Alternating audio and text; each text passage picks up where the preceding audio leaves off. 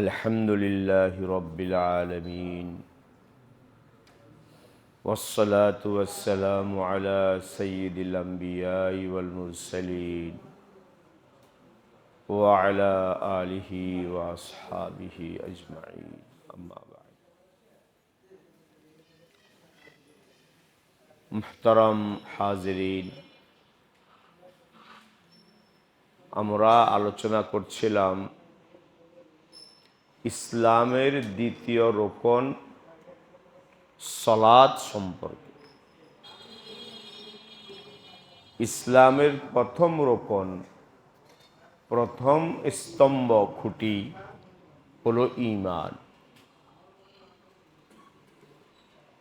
দ্বিতীয় রোকন হলো সালাত।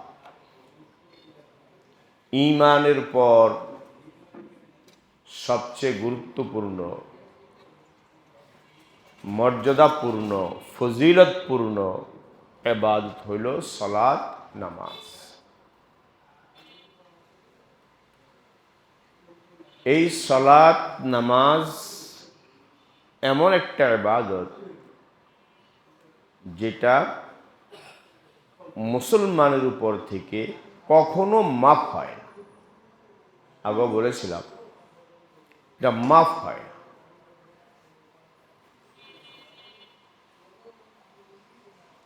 এমনকি জিহাদের ময়দান কোনো কাফের মুসলিম বাহিনীর উপর আক্রমণ করছে, এই কঠিন মুহূর্তে যদি এমন অবস্থা হয় যে নামাজ পড়া যায়, তো এই সময়ও যুদ্ধের ময়দানে নামাজ পড়া, আদায় করা ফরজ। এটাকে সালাতুল খাউফ বলে ইসলামের পরিভাষায়। কাফের আক্রমণ করছে, নামাজের সময় হয়েছে।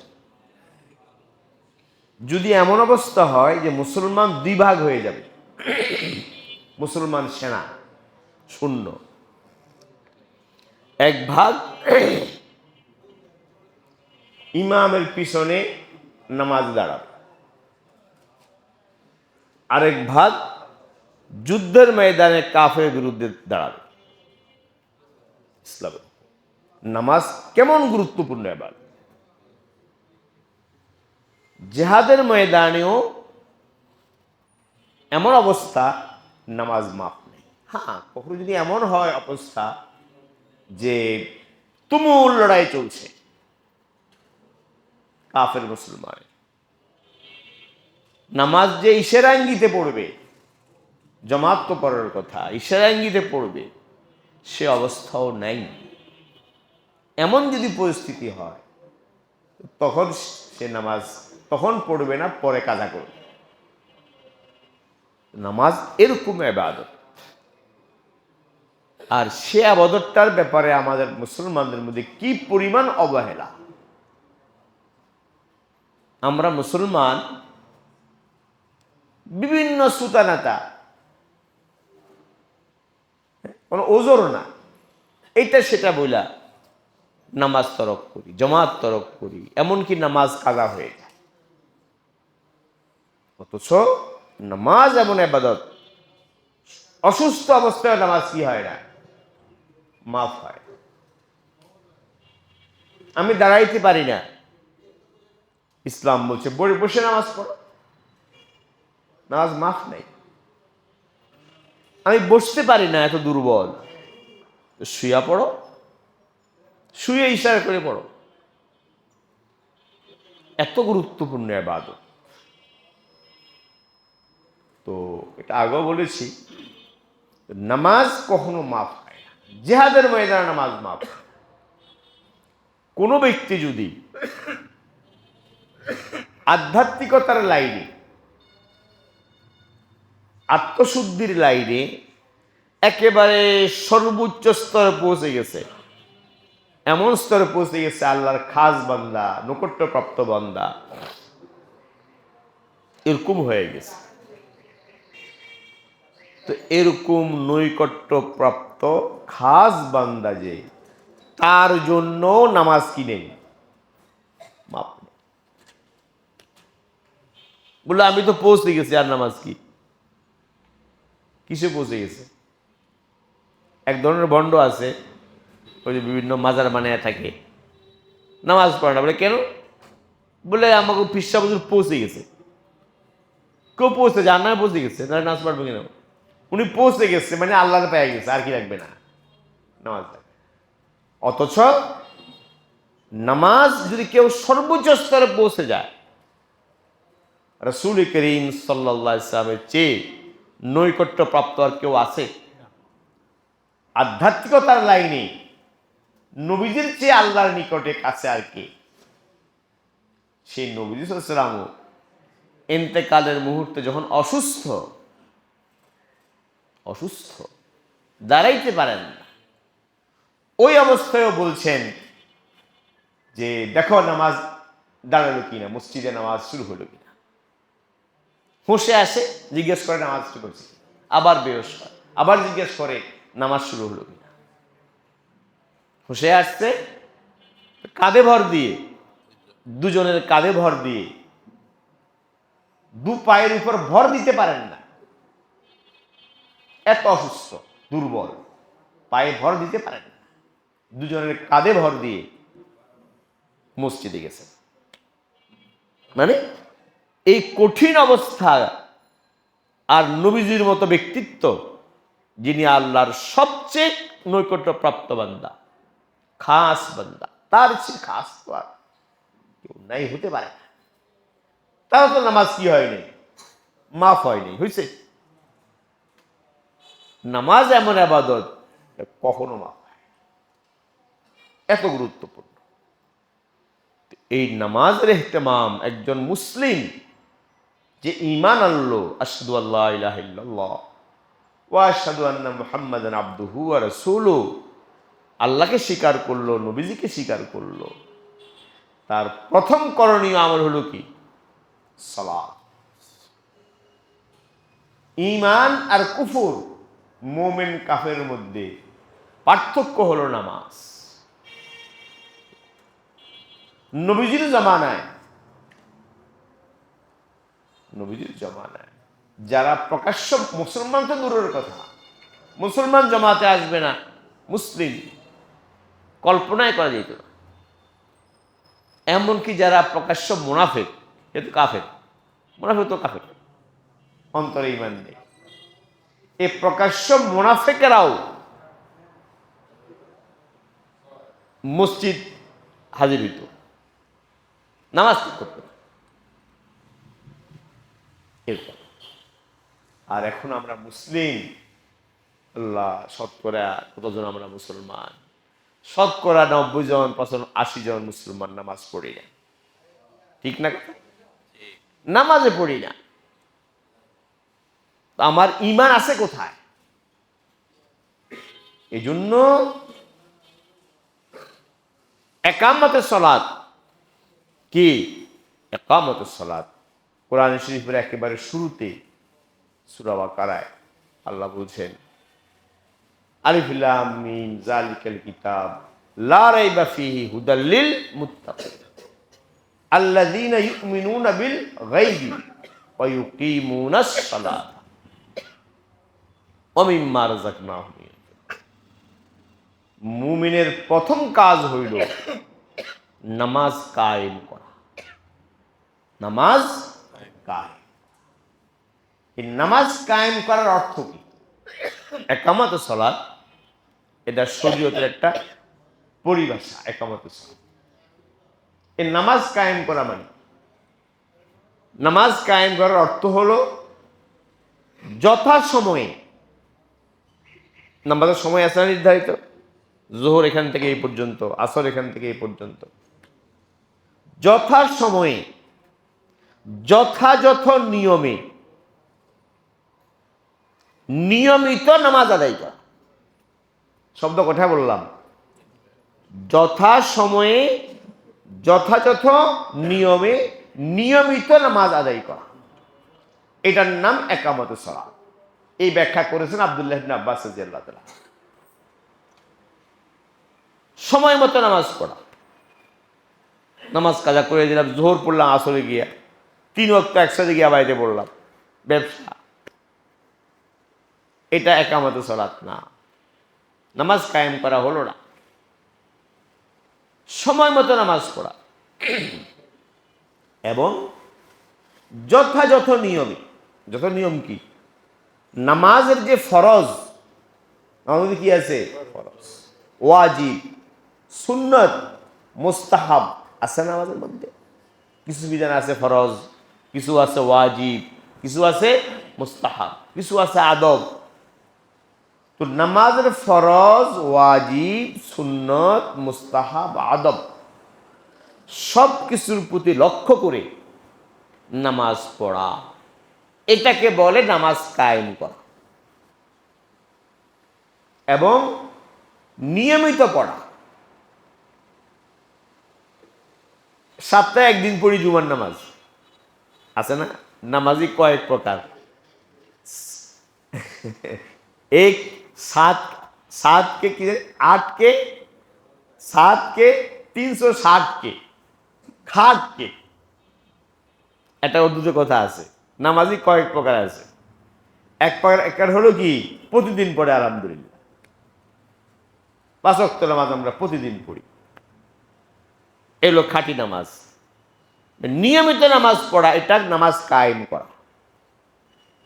আমি নিয়মিত পড়ি না, অনিয়মিত পড়ি, সপ্তাহে একদিন পড়ি জুমার দিন। দেখেন না জুমার দিন মুসল্লি বাড়ে, তো জুমার নামাজ পড়ি, ভালো, জুমার নামাজ তো পড়বো অবশ্যই, কিন্তু আগের গুলা। এটা হলো 7 কে, কয়দিনের নামাজ? 7 দিনের নামাজ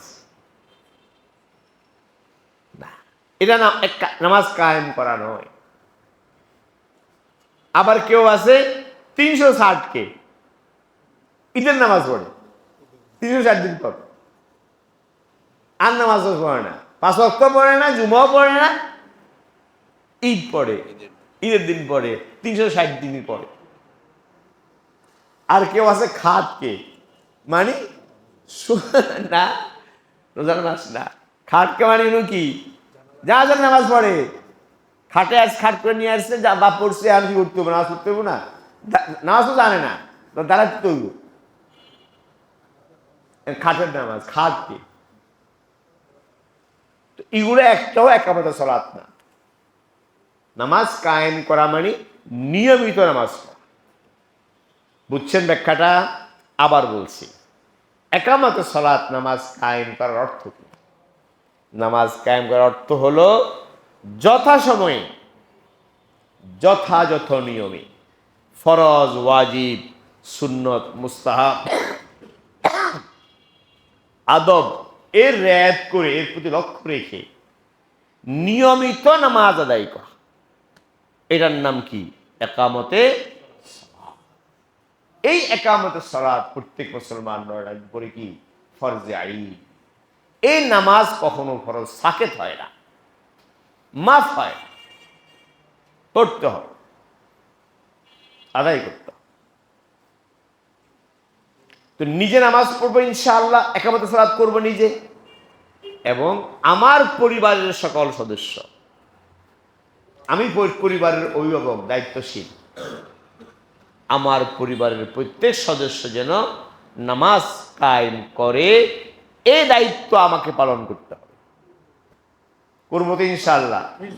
কু আনফুসাকুম ওয়া আহলিকুম নার ওয়াকুদুহান নাস ওয়াল হিজারা আলাইহা মালাইকাতুন গিলাজুন শিদাদুল লা ইয়াসুনাল্লাহ।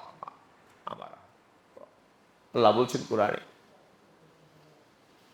যে নিজেকে জাহান্নাম থেকে বাঁচাও, প্রত্যেকে নিজে জাহান্নাম থেকে বাঁচো, এবং তোমার পরিবার বর্গ, তোমার অধীনস্থ পরিবার বর্গ, তাদেরকে জাহান্নামের আগুন থেকে বাঁচাও।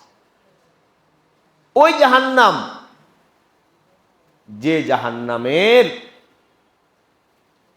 আল্লাহ ইন্ধন হবে পাথর এবং কি মানুষ। আগুন জ্বালাই না আমরা, কি দিয়া জ্বালাই? আগুন তো যে লাকড়ি দিয়া জ্বালাই, যেগুলো খুব বেশি কি শুকনা পাতলা, এগুলো দিয়ে কি করে আগুন ধরায়। তো জাহান্নামের যে আগুনের ইন্ধন, সে আগুন হবে পাথরের। পাথরের আগুন কি ভয়াবহ কঠিন।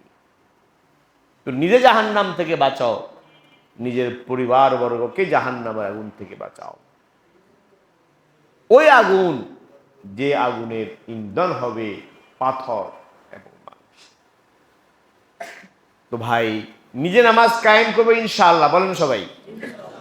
5 ওয়াক্ত ফরজ নামাজ রমজান মাসে যেমন পড়ছি আমরা, বাকি 11 মাস ইনশাআল্লাহ জামাতের সাথে আমরা ফরজ নামাজ আদায় করব এবং প্রত্যেকে দায়িত্ব নিয়ে চেষ্টা করব, দাওয়াত দিব, বুঝাবো। প্রয়োজনে নবীজি হাদিস শরীফে বলছেন, ছেলে মেয়ের বয়স যখন 7 হয় তো নামাজ পড়ার হুকুম করো। ছেলেকে মেয়েকে কি করো? নামাজ পড়ার হুকুম করো। মুরু সিবিয়ানাকুম বিসসালাহ, হুকুম করো। যখন নামাজ পড়া আপনি 7 বছর বয়সে হুকুম করবেন, তো তার আগে নামাজ শিখতে হবে না?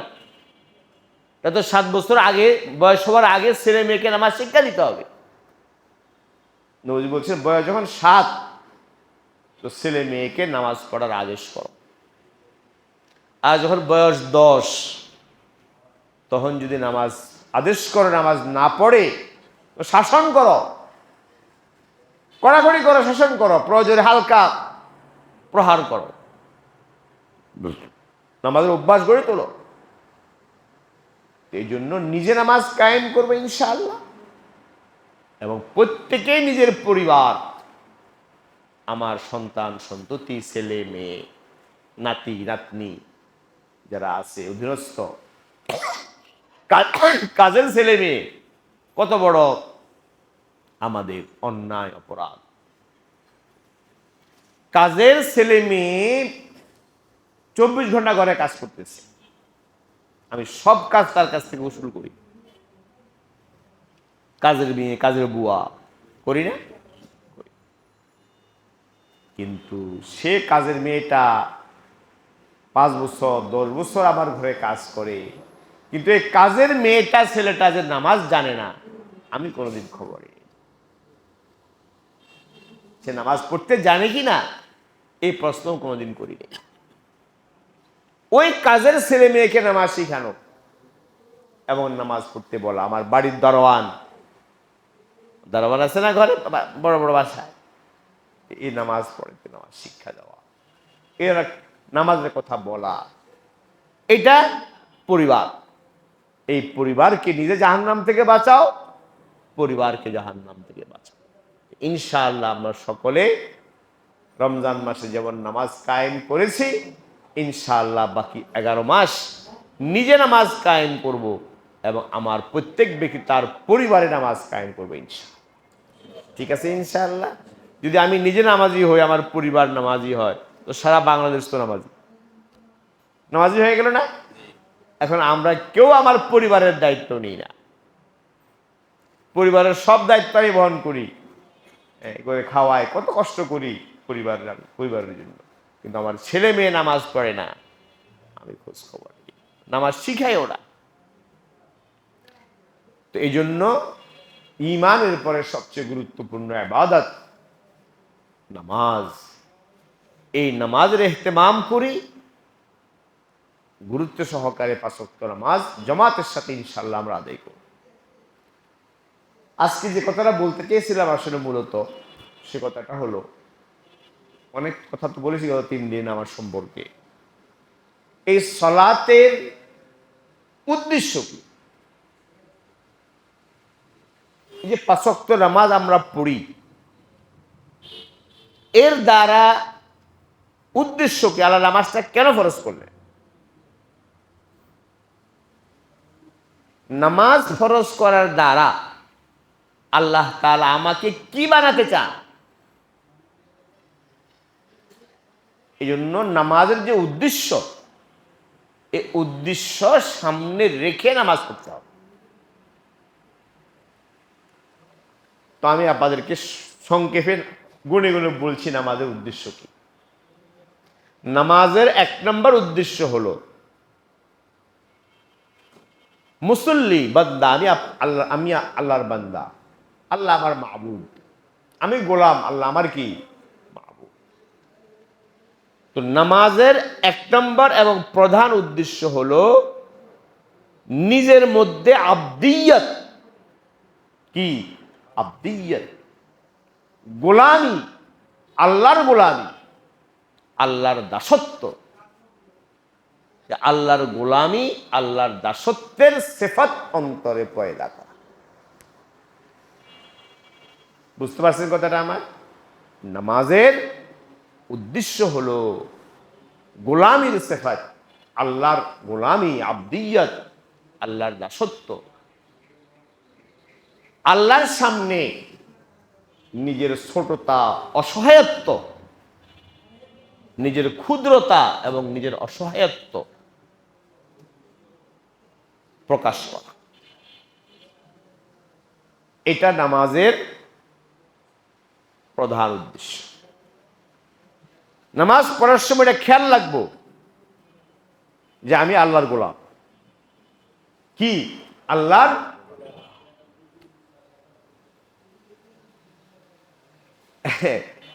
গোলামও তো কত ধরনের আছে। এক গোলাম তো মনে করেন আমরা যেটাকে বুঝি গোলাম, কৃতদাস। আমি একজনকে কিনে নিলাম, খরিদ করে নিলাম, আপনি মালিক, আমি আপনার গোলাম, কৃতদাস। কিন্তু যে আমারে কিনছে, আমি যার খরিদা গোলাম, সে কি আমার স্রষ্টা? বলেন, স্রষ্টা। এখন তো গোলাম প্রথা নাই, দাস প্রথা নাই। যখন ছিল গোলাম বাজারে বিক্রি হইতো গরু ছাগলের মতো, মানুষ বিক্রি হইত। তা আমি যদি গোলাম খরিদ করি, তাহলে আমি মালিক হইলাম, আমি গোলাম হইলাম, আপনি আমার কি হইলেন? মালিক হলেন। কিন্তু আপনি তো আমার স্রষ্টা না, স্রষ্টা। তো আমি আপনি যে আল্লাহর গোলাম, এটা কোনটা? বুঝেন নাই কথাটা? আমি যে আল্লাহর গোলাম, এটা কি এতটুকু যে আল্লাহ আমাকে কিনে নিছে? না, এটা এমন গোলাম যে আমি সৃষ্টি, আল্লাহ আমার কি স্রষ্টা। এই গোলাম, এটার সে বড় গোলামি আর নাই। এই যে নামাজের উদ্দেশ্য গোলামি, আব্দিয়তের সিফাত পয়দা করা, নিজের ভিতরে দাসত্বের গোলাম, আল্লাহর দাসত্ব, মাখলুকের না, আল্লাহর দাসত্বের সিফাত অন্তরে পয়দা করা, আল্লাহর সামনে নিজের ক্ষুদ্রতা, অসহায়ত্ব, অক্ষমতা, চরম অক্ষমতা আল্লাহর সামনে প্রকাশ করা, এটা নামাজের অন্যতম উদ্দেশ্য। খেয়াল থাকবে। 2 নম্বর উদ্দেশ্য, কাছাকাছি কথা শুনে আমার কাছ থেকে। 2 নম্বর উদ্দেশ্য হলো আল্লাহ তাআলার বড়ত্ব, আজমত, কিবরিয়াই ওয়া জালাল, আল্লাহর বড়ত্ব, মহত্ব, আল্লাহর প্রতাপ। তিনি তো মহাপ্রতাপশালী, জুল জালাল ওয়াল ইকরাম, সব জালালের মালিককে। তো আল্লাহর বড়ত্ব, আল্লাহর মহত্ব, আল্লাহর প্রতাপ এবং আল্লাহর প্রতি পরম ভালোবাসা এবং ভক্তি, পরম ভালোবাসা, যার উপরে আর ভালোবাসা নেই, সর্বোচ্চ ভালোবাসা, আল্লাহর প্রতি পরম ভালোবাসা, ভক্তি এবং আল্লাহর প্রতি সর্বোচ্চ ভয়, আল্লাহর সর্বোচ্চ ভয় প্রকাশ করা। বুঝতে পারছেন? এটা নামাজের উদ্দেশ্য। নামাজ পড়ার সময় এটা খেয়াল রাখতে হবে যে আমি আল্লাহর আজমত, বড়াই, কিবরিয়াইর সামনে আমি নিজেকে সমর্পণ করতেছি। আল্লাহর বড়ত্ব, মহত্ব, আল্লাহর প্রতি ভালোবাসা, ভক্তি, আল্লাহ প্রেম বা আল্লাহর ভয় প্রকাশ করা, এটা নামাজের দ্বিতীয় উদ্দেশ্য। খেয়াল থাকবে। 3 নম্বর উদ্দেশ্য হলো নামাজের আল্লাহর প্রতি বিনয়, বিনয়, তাওয়াজু, বিনয়, আত্মনিবেদন এবং সমর্পণ প্রকাশ। আমি আমাকে সঁপে দিলাম তার সামনে, আমার দেহ মন, আমার পুরা অস্তিত্ব, আমার সত্তা আমি আল্লাহর সামনে সঁপে দিলাম।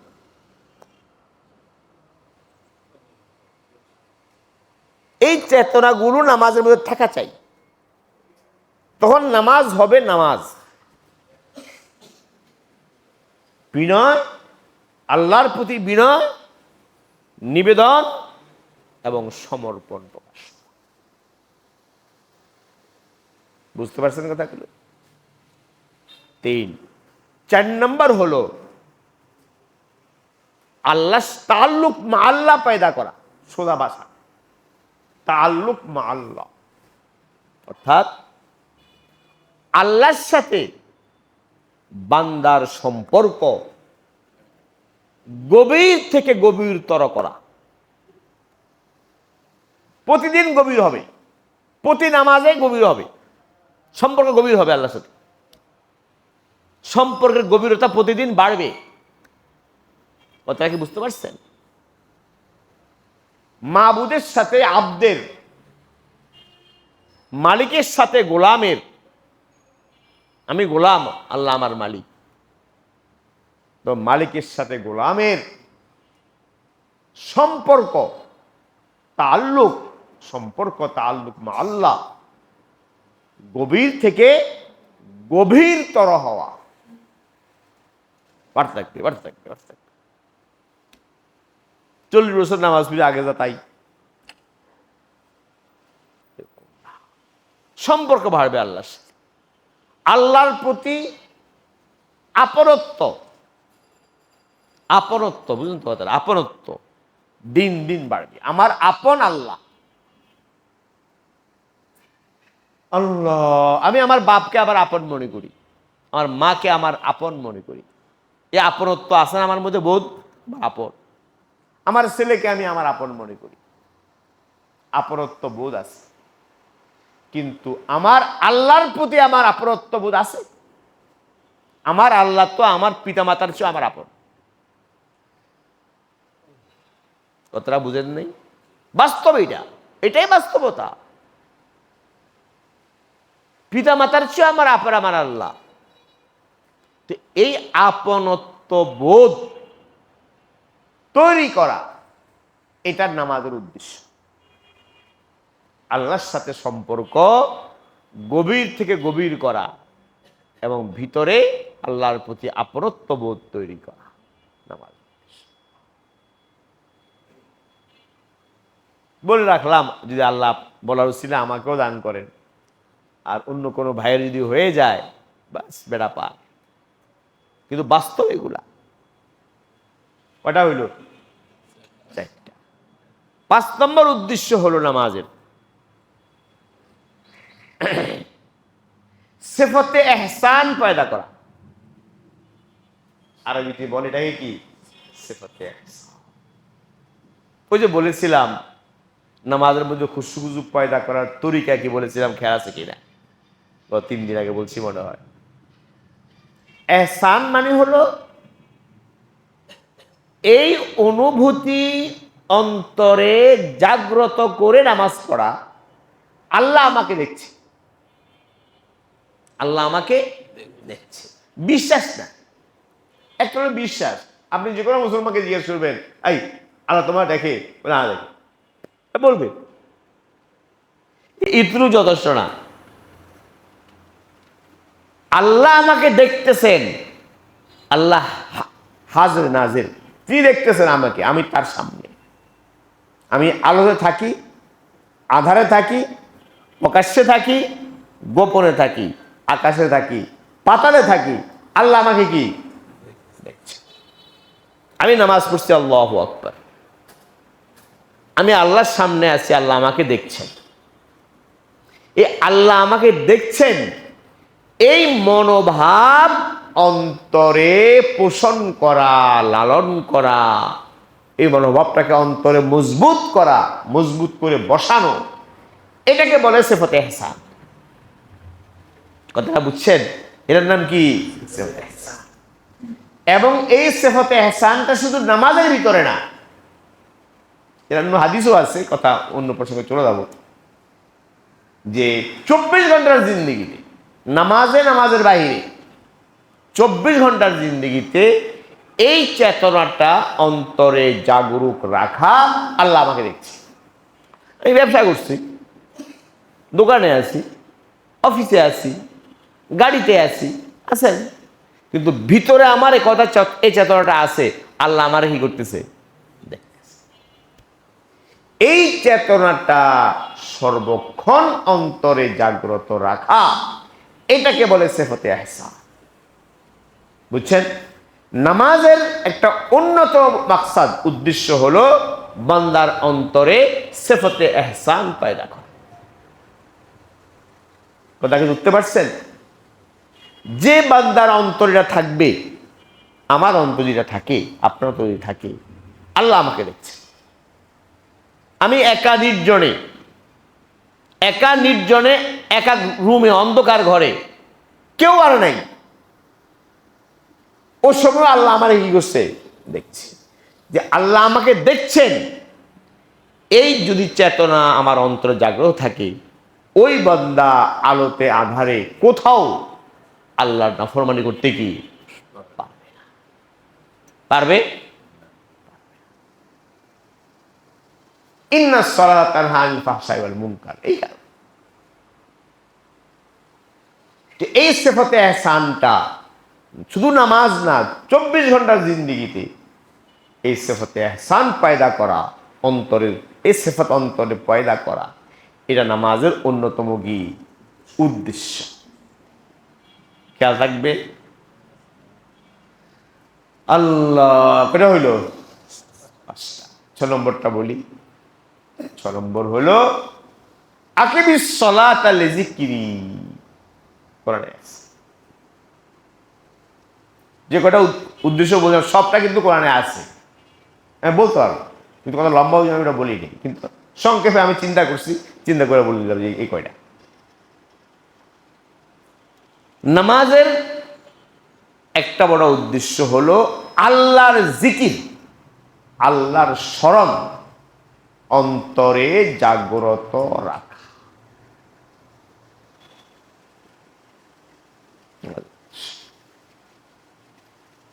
স্মরণ কি দিয়ে হয় বলেন দেখি? স্মরণ কি মুখ দিয়ে হয় না অন্তর দিয়ে হয়? অন্তর দিয়ে। স্মরণ মূলত অন্তরের কাজ, মুখের কাজ না। মুখে অন্তরের স্মরণ আছে, এটা মুখ দিয়া প্রকাশ করে, তাই না? মুখ হলো প্রকাশ, কিন্তু মূল স্মরণটা হয় কোনখানে? আল্লাহ কোরআনে বলছেন আকিমিস সালাতা লিযিকরি, আমার স্মরণে নামাজ কায়েম করো। নামাজের ভিতরে আল্লাহর স্মরণ থাকা,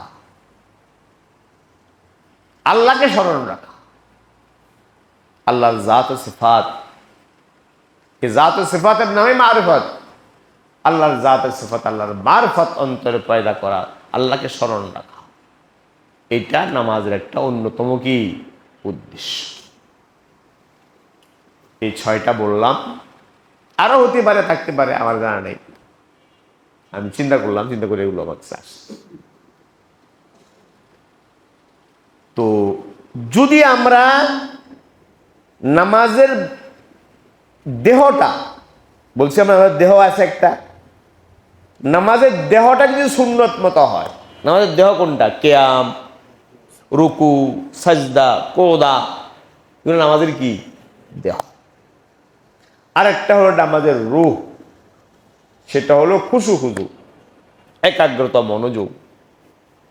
তো যদি নামাজের দেহ এবং নামাজের রূহ এবং নামাজের উদ্দেশ্য এই তিনটার সামনে রেখে আমরা নামাজ পড়ি, ওই নামাজ আমাদের জিন্দেগি পরিবর্তন করবে। কথা বুঝছেন? ওই নামাজ আমাকে আমূল পরিবর্তন করবে, আমার দেহ পরিবর্তন করবে, আমার কথা, আমার কাজ, আমল, আমার কর্ম, আমার অন্তর সব পরিবর্তন করবে যদি সে নামাজের জাহিরটা সুন্দর হয়, সুন্নত মতো হয়। সুন্দর মানে সুন্নত মতো হওয়া, নামাজের দেহটা সুন্নত মতো, নবীজির সুন্নত মতো। ভিতরে নামাজের রূহ আছে, খুশু খুজু আছে, এবং আমি নামাজ পড়ছি নামাজের উদ্দেশ্য সামনে রেখে, তাহলে ইনশাআল্লাহ আমার এই নামাজ আমাকে যাবতীয় পাপাচার, অশ্লীল কাজ এবং গুনাহ থেকে আমাকে বিরত রাখবে ইনশাআল্লাহ। এই নামাজ আমার জিন্দেগির মধ্যে পরিবর্তন আনবে। বুঝতে পারছেন?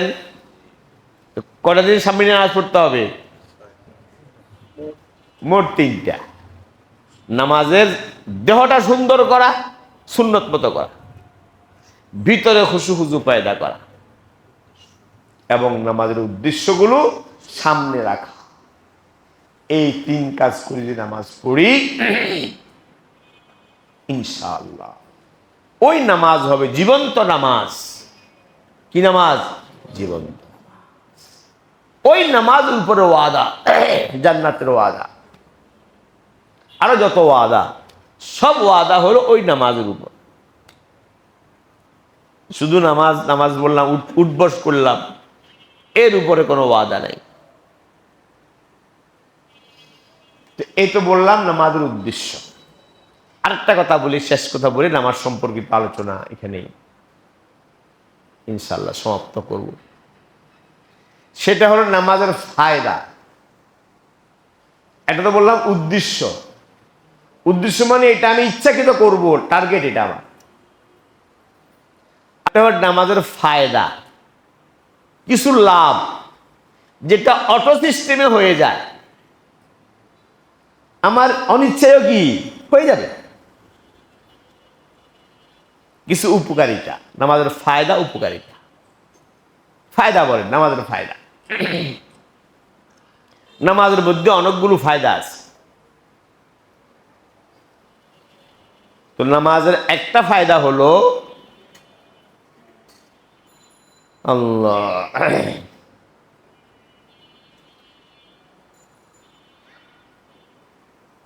মুসল্লি যখন নামাজে আসে, মসজিদের নুরানি পরিবেশে আসে। মসজিদের পরিবেশটা কি? নুরানি। নুরানি, গুনাহ হয় না, কোনো গুনাহ এখানে হয় না, পুরা নুরানি পবিত্র পরিবেশ। একজন মুসল্লি যখন নামাজের মসজিদে নামাজের নুরানি পরিবেশে আসে, তো তার মধ্যে ইচ্ছায় অনিচ্ছায়, চেতনে অবচেতনে, সে জানুক আর না জানুক, এই নুরানি পরিবেশের একটা প্রভাব তার অন্তরে পড়বে। এবং তার মধ্যে যদি নামাজের ব্যাপারে অলসতা থাকে, ব্যক্তিগতভাবে বাড়িতে নামাজ পড়তে, যারা একা নামাজ পড়ে, তো একা নামাজ পড়লে অলসতা আসে। তো যদি এই ব্যক্তির মধ্যে অলসতাও থাকে নামাজের ব্যাপারে, সে যখন জমাতে আসবে, মসজিদে নুরানি পরিবেশে আসবে, তার ওই অলসতা দূর হয়ে যাবে এবং নামাজের প্রতি আগ্রহ বাড়বে, ইবাদত বন্দেগীর প্রতি কি বাড়বে? আগ্রহ। ওই নামাজের নুরানি পরিবেশের কারণে, এটা ফায়দা। নামাজের নুরানি পরিবেশের কারণে অটোমেটিক অবচেতনে আমার ভিতরে একটা পরিবর্তন আসবে। আরে আমি তো ঘরে গিয়ে নামাজ পড়ি না, অলসতা করি, এখানে যখন আসলাম ওই অলসতা দূর হয়ে যাবে, নামাজ পড়ার প্রতি আগ্রহ পয়দা হবে, অটোমেটিক পয়দা হবে। এক। 2 নম্বর হইল 5 ওয়াক্ত যদি এই মসজিদে হাজির হই, তো 5 ওয়াক্ত যদি আমি আল্লাহর দরবারে হাজিরা দিই, কার দরবারে? আল্লাহর দরবারে আমি হাজিরা দিচ্ছি। মসজিদ আল্লাহর ঘর, আল্লাহর দরবারে আমি হাজিরা দিচ্ছি। তো 5 বার যদি আমি আল্লাহর দরবারে হাজিরা দিই, তাহলে আমার ভিতরে, অন্তরে ভিতরে আল্লাহর সামনে হিসাব দেওয়ার ইহতিসাব, আল্লাহর সামনে হিসাব দেওয়ার চেতনা জাগ্রত হবে। আল্লাহর দরবারে যদি 5 বার আসি, তো ইচ্ছায় অনিচ্ছায় আল্লাহর সামনে হিসাব দিতে হবে একদিন। সে হিসাব দেওয়ার চেতনা আমার অন্তরে জাগ্রত। এটা নামাজের ফায়দা। বিশেষভাবে নামাজ বলতে জমাতের নামাজ, এই জমাতের নামাজের কি ফায়দা, এটা আল্লাহ আমাকে দেবে। আল্লাহ, আরেকটা বড় ফায়দা হলো মসজিদে নামাজে, জমাতের নামাজের ফায়দা, সেটা হলো তালিম এবং তরবিয়তের একটা সুযোগ তৈরি হয়। কি তৈরি হয়? 5 ওয়াক্ত নামাজে যখন মসজিদে আসি, তো এই মসজিদ শুধু ইবাদতের জায়গা না, মসজিদ তালিমের। রাসূল করিম সাল্লাল্লাহু আলাইহি ওয়াসাল্লাম মসজিদে ইবাদত করতেন, আবার মসজিদে এলেমের মুযাকারাও করতেন, এলেমও শিখাইতেন, তরবিয়তও মসজিদে করতেন। সাহাবীদের রূহের তরবিয়ত এটা কোথায় করতেন? মসজিদে করতেন।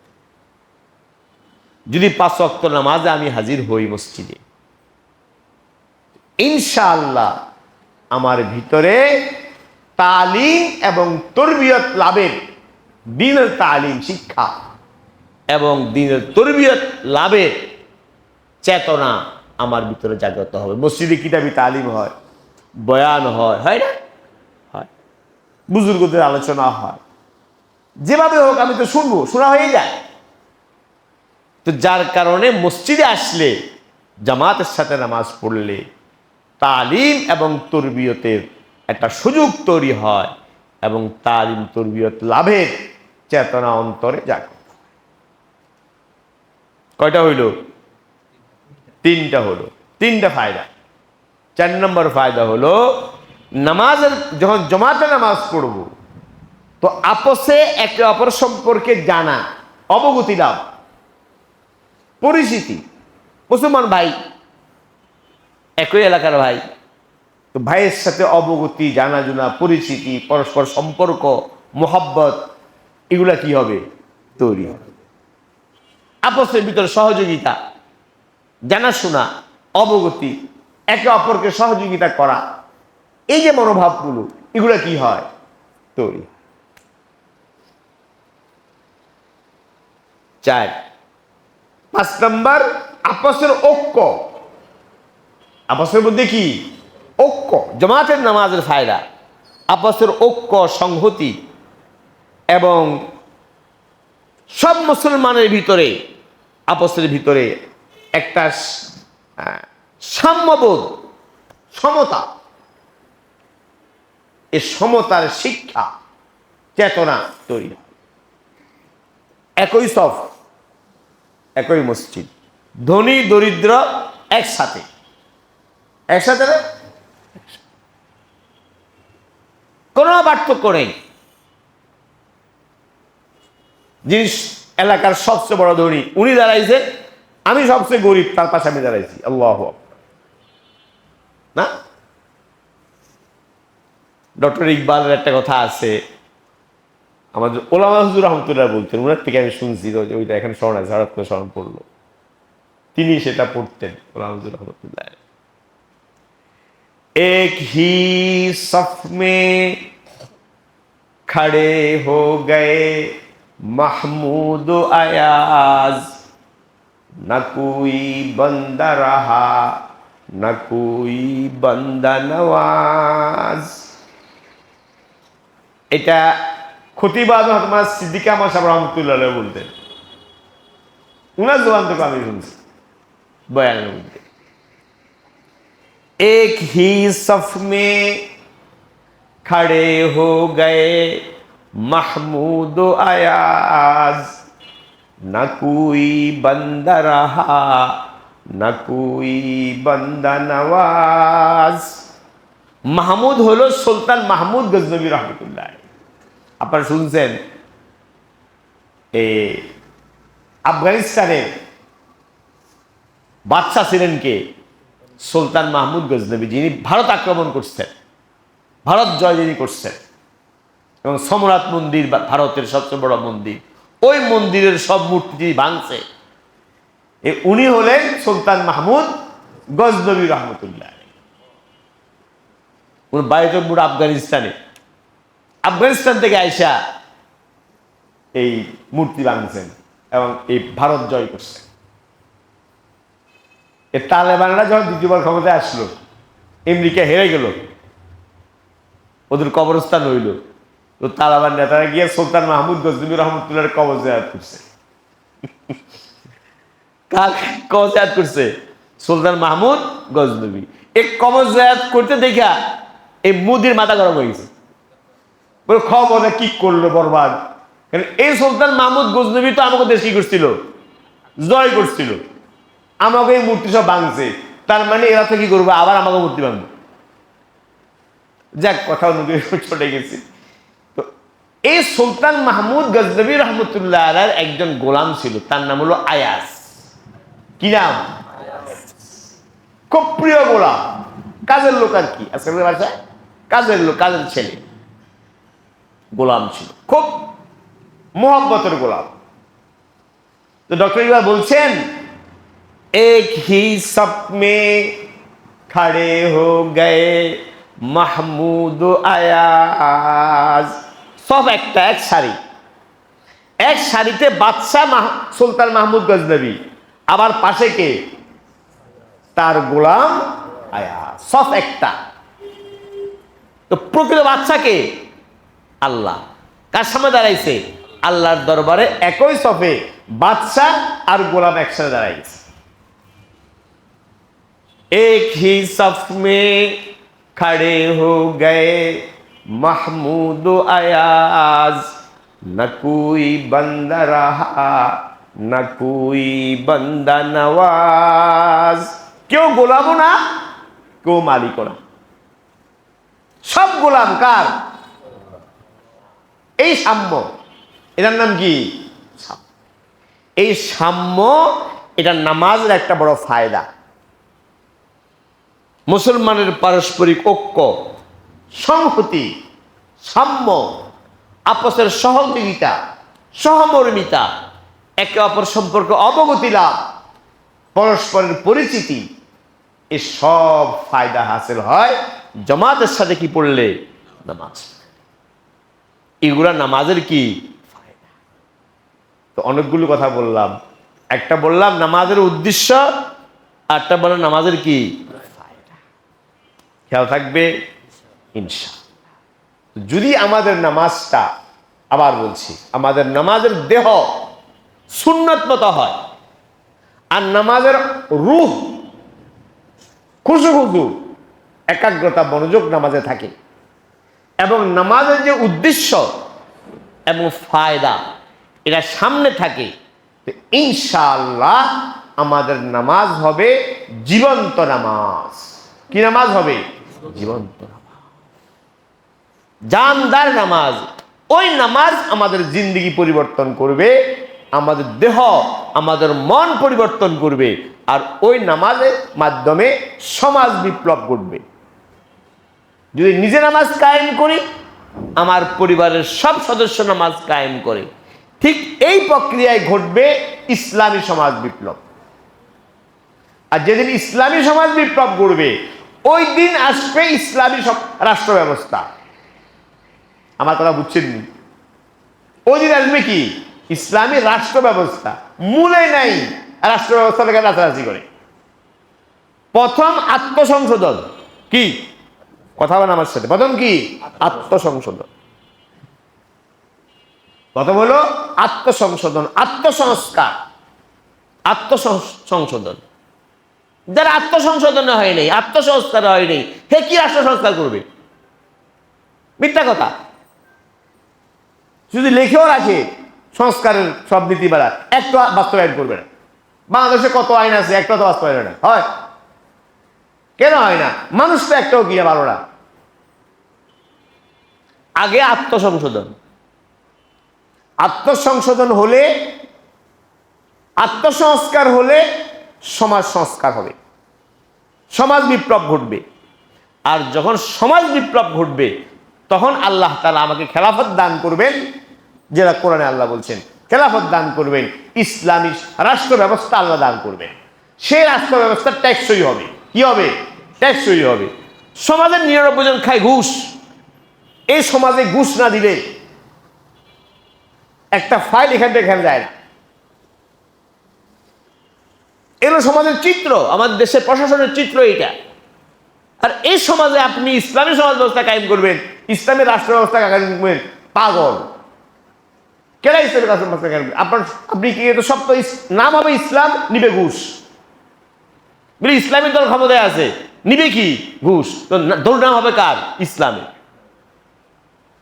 তখন ইসলাম বিকৃত হবে, ইসলাম সম্পর্কে মানুষের ধারণা খারাপ হবে। এই জন্য সকলকে মিলে যে কাজ করতে হবে, ওলামায়ে কেরাম এবং আম্মাতুল মুসলমান, আমাদের মুসলমান দিনদার ভাই, সকলকে নিয়ে যে কাজটা আমাদের করতে হবে আগামী 50 বছরের টার্গেট নিয়ে, 50 বছরের টার্গেট নিয়ে, সেটা হলো ব্যক্তি সংশোধন এবং পরিবার সংশোধন এবং সমাজ বিপ্লব। এরপরে আসবে রাষ্ট্র বিপ্লব। না আজকেই চাই, কালকে আমার ক্ষমতায় আসতে হবে। কি হইব তোমার ক্ষমতায় যায়? ইসলাম কায়েম করবো। কিসে ইসলাম কায়েম করবো? ক্ষমতা আসার আগে তো ইসলাম শেষ, ক্ষমতায় গেলে কিসে ইসলাম হবে? আমেরিকা তো আছেই, আমেরিকার খুশি করে ইসলাম কায়েম করবা? কিচ্ছু হবে না। এই জন্য নামাজ কায়েম করেন। কি কায়েম করেন? নামাজ যদি কায়েম করতে পারি ব্যক্তি জীবনে, আমাদের পরিবার জীবনে নামাজ কায়েম করতে পারি, ইনশাআল্লাহ এই নামাজের সুফল, নামাজের প্রভাব আমার ব্যক্তি জীবনে পড়বে, সমগ্র জীবনে পড়বে এবং আমার পরিবারে পড়বে। এভাবে ইনশাআল্লাহ সমাজ বিপ্লব আসবে এবং আল্লাহর দ্বীন কায়েম হবে। আল্লাহ তাআলা আমাদের সকলকে সহি তরিকা, মাসনুন তরিকায় এবং খুশুখুজুর সাথে নামাজ আদায় করার তৌফিক দান করুন। আমিন। ওয়া আখির দাওয়ানা আনিল হামদুলিল্লাহি রাব্বিল আলামিন।